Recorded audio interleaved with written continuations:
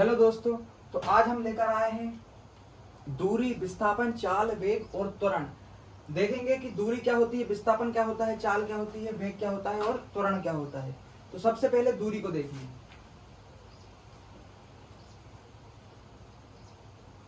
एक वस्तु द्वारा, मान लीजिए कोई वस्तु है, वस्तु द्वारा तय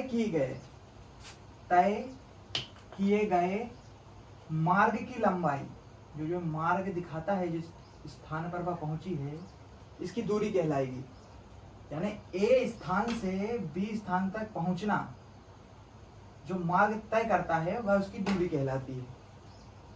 ठीक उसी प्रकार विस्थापन को देखिए। विस्थापन वह मान होता है जो एक सीधी रेखा में विस्थापित हो अथवा एक लंबवत सीधी दिशा में विस्थापित हो, जिसे विस्थापन कहेंगे। जैसे किसी मार्ग की लंबवत दूरी विस्थापन कहलाती है। विस्थापन का मान या तो प्लस हो सकता है या माइनस हो सकता है या शून्य हो सकता है, लेकिन दूरी का मान कभी ना ऋणात्मक होगा ना शून्य होगा, हमेशा दूरी पॉजिटिव में रहेगी।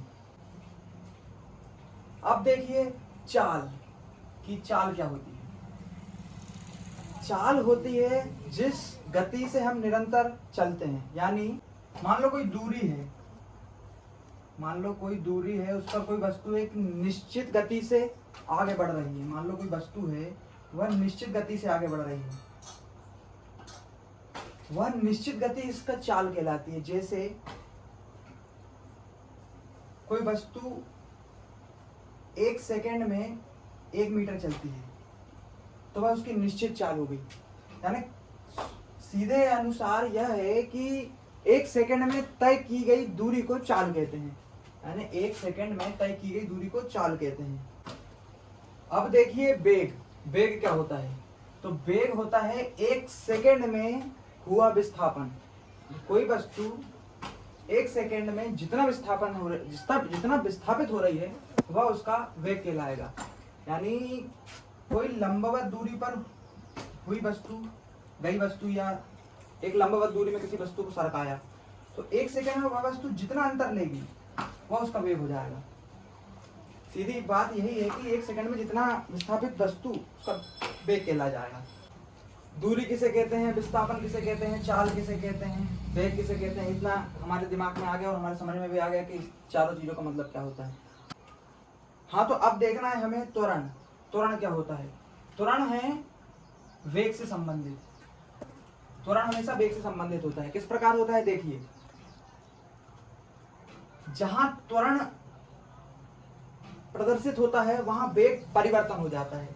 यानी जहां किसी वस्तु का वेग या किसी वस्तु का जो वेग हो रहा है, उसमें परिवर्तन या तो वो प्लस होगा या माइनस होगा, या प्लस होगा या माइनस होगा, या प्लस होगा या माइनस होगा, या प्लस होगा या माइनस होगा।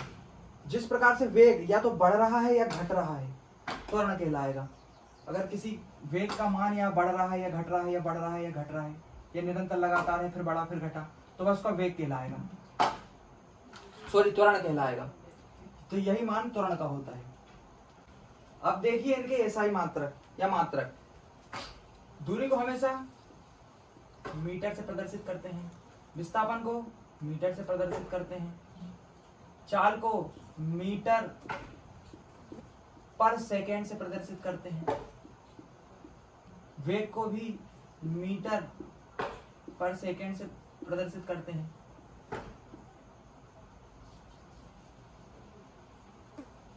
त्वरण को मीटर पर सेकेंड वर्ग।